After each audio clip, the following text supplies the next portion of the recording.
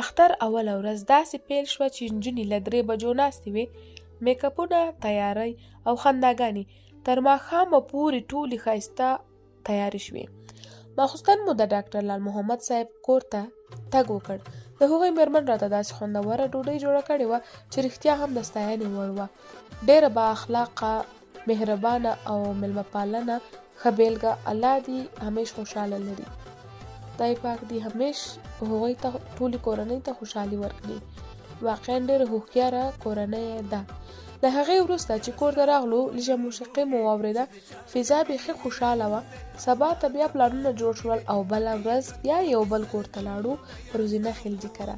هلته یې ډېره ښکلې میلمه پالنه وکړه. وروسته یې وویل راځئ ځو اناجیل ته چکر درکړم.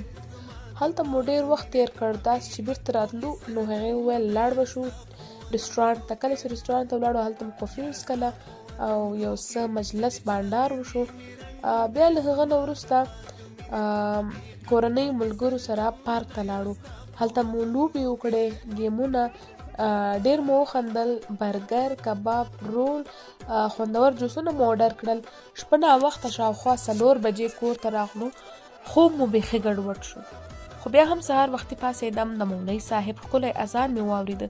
داسې سکون یې راکاوه چې بیان یې نشي کېدلی. د سهار وختي پاڅېدو ګټې ذهن ته سکون او ارامي ورکوي. ورځ دې منظم او برکتي کېږي. صحت ته ډېر ګټور دی. سهار باران هم اورېده. فضا بیخي رومانټیکه وه. خو کله چې پخلنځی اشپزخانې ته ولاړم او دومره ډېر خیرن لوښي وو چې سترګې مې سپینې شوې. خپل ځان ته مې وویل ماته د انصاف ملاو شي. خو بیا مې زړه کلک کړ. د مور امر و نو لوښي مې ومینځل، که څه هم کار سخت و. وروسته ما او خور فیصله وکړه چې راځه لاړ به شو هوټل ته.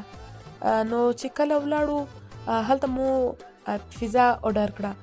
بس د نجونو بل خوراک نه وي، همدا یو پیزا ورپاتې ده، ختم. بس پیزا ده که پیزا ده.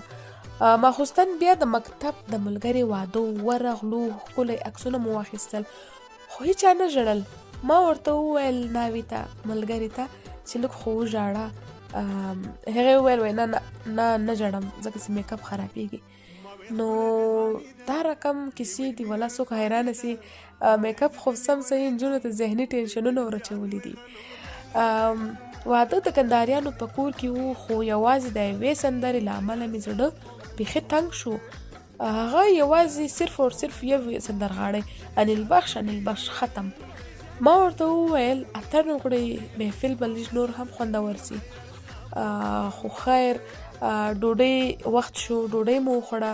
وروسته مو ټکان وکړل، خوشحالۍ مو وکړې چې ملګرې مو په خیر واده شوه. شپه ناوخته تر ډېره سیلونه وو.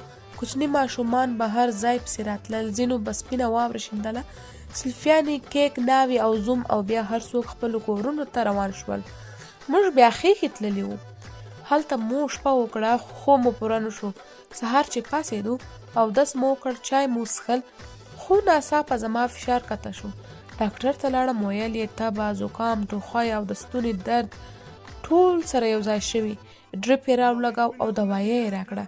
کله چې بیرته راغلو ځینو به ویل ستاسو ستونزه ده، ناوې باید پریشانه وی. ما وویل انصاف.